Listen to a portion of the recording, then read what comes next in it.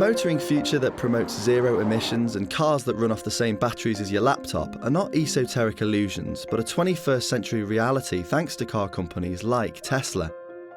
The Silicon Valley startup may have only started trading in 2003, and the Model S may only be its second ever model, but it has the technology and ability to move the dial significantly.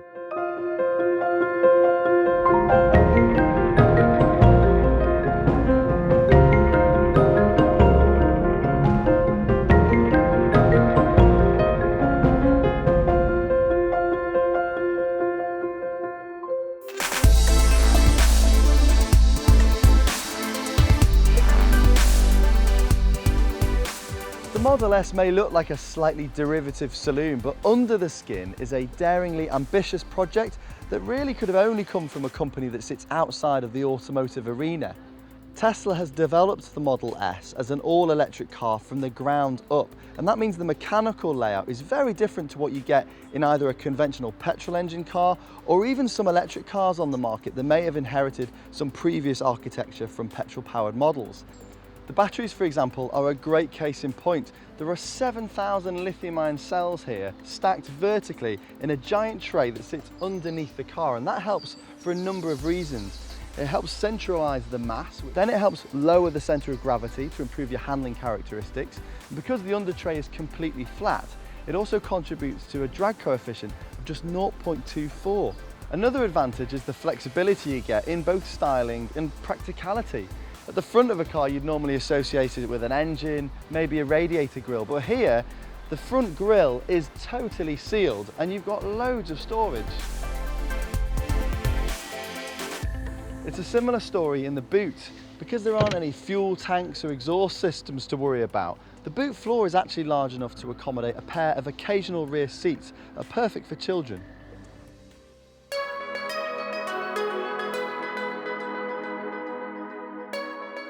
If you feel more at home pressing buttons and loading CD players, then the cabin of the Model S may come as quite a culture shock.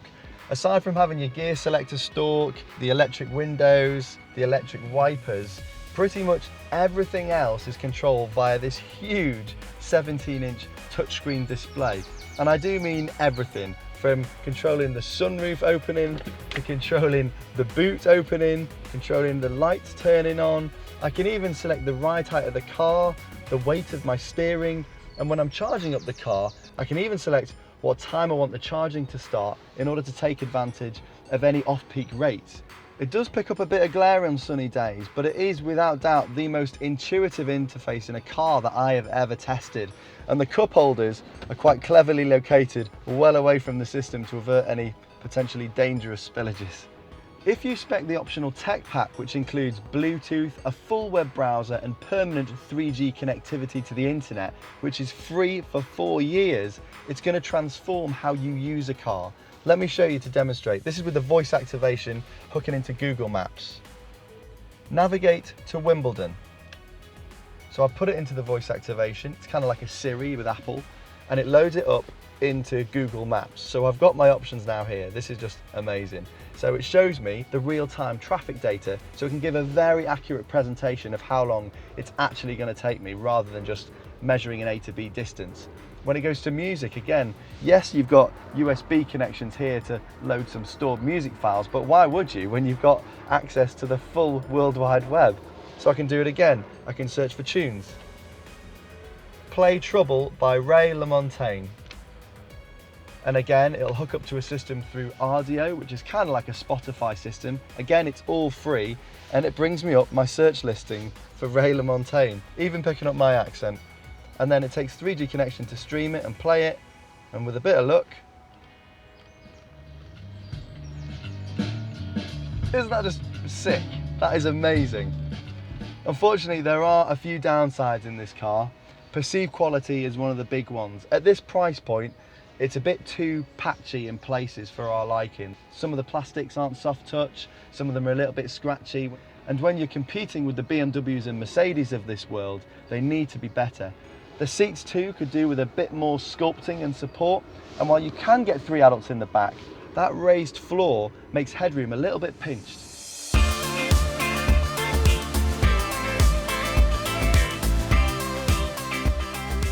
first time you squeeze the accelerator on the Model S is a memorable one, because not only is it serenely quiet, it is absolutely rapid and instantaneous.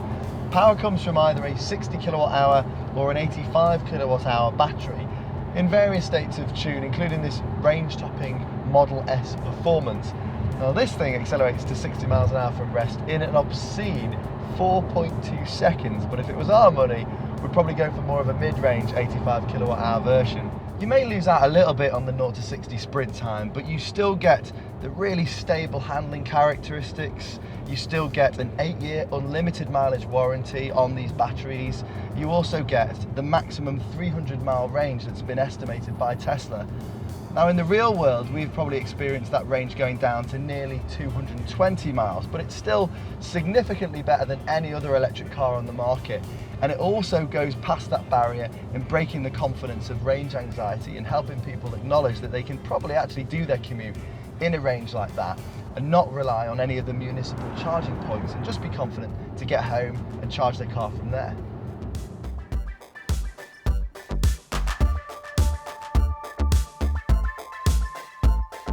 When you come to charge the Model S, the process is easy enough with what's known as a Type 2 charging connection, and that's a universal fitment that's being rolled out across the UK's expanding number of public charging stations.